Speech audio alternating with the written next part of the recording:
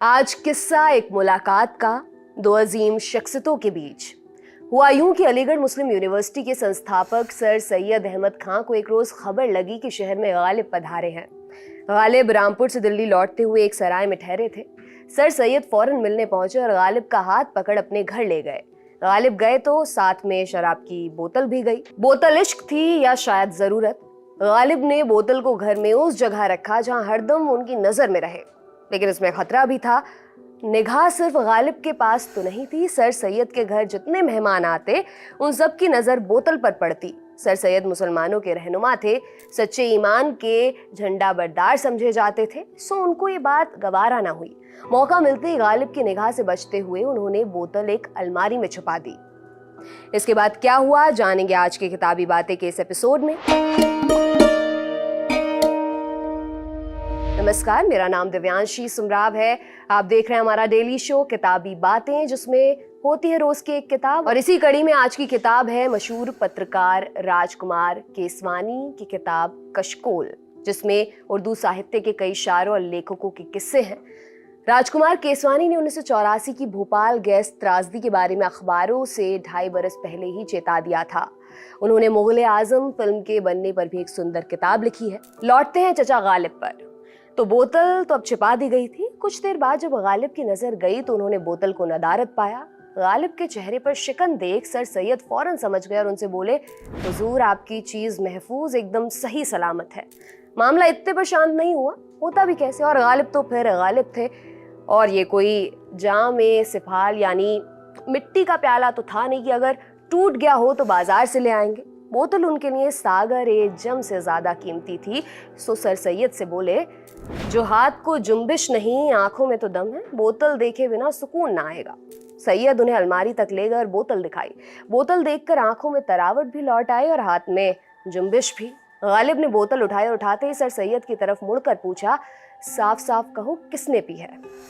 Sir Syed समझाते समझाते थक गए कि जनाब पीना तो दूर, ढक्कन तक किसी ने नहीं खोला है। लेकिन गालिब को चैन ना पड़ा, बोलते रहे, इसीलिए तुमने बोतल अपनी जगह से उठाई थी। सर सैयद कुछ देर तो जिरहा करते रहे, लेकिन हार मान ली। गालिब से जीतना मुमकिन नहीं था और उन्होंने अपने होठों पर मुस्कान ओढ़ ली और चुपचाप अपने कमरे की ओर लौट गए। पीछे रह गए गालिब और उनकी प्यारी बोतल। गालिब का शराब को लेकर शौक जिस तरह फेमस है, उसी तरह मशहूर है उनके खत भी। खत कहने का लहजा ऐसा कि पढ़ो तो लगता है कोई सामने बैठकर बात कर रहा है। खत से जुड़ा एक किस्सा भी सुनिए। हालांकि खत गालिब ने नहीं लिखा, किसी ने गालिब को लिखा था।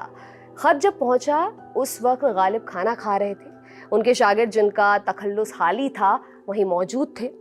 गालिब ने हाली से कहा, जरा खत खोलकर पढ़ना क्या लिखा है। हाली ने देखा लिफाफे में कोई नाम पता नहीं है, अंदर अनाप शनाप बातें लिखी हुई थी, गालियों से भरी हुई, और एक जगह तो गालिब को माँ की गाली लिखी हुई थी। हाली ने खत का हाल बताया तो गालिब मुस्कुराने लगे, बोले, निहायत बेवकूफ आदमी है, ये भी नहीं जानता कि बुढ़े को माँ की गाली नहीं दी जाती। माँ की गाली का असर होता है बच्चे पर। जवान आदमी को जोरू की गाली सुनकर गुस्सा आता है और बूढ़े आदमी को बेटी की गाली सुनकर। अंत में बोले, 72 बरस के बुढ़े को जो माँ की गाली देता है उससे बेवकूफ कौन होगा। यहाँ अपनी तरफ से ये जोड़ना जरूरी है कि गाली किसी को भी दी जाए अच्छी नहीं, और फिर देनी है तो औरतों को ही क्यों। इससे सिर्फ गाली देने वाले की जहालत बयान होती है, बाकी कुछ नहीं। बहरहाल, हुई मुद्दत कि गालिब मर गया पर याद आता है वो हर एक बात पे कहना कि यूं होता तो क्या होता। क्या होता ये तो पता नहीं, लेकिन हुआ क्या वो आपको बताए देते हैं।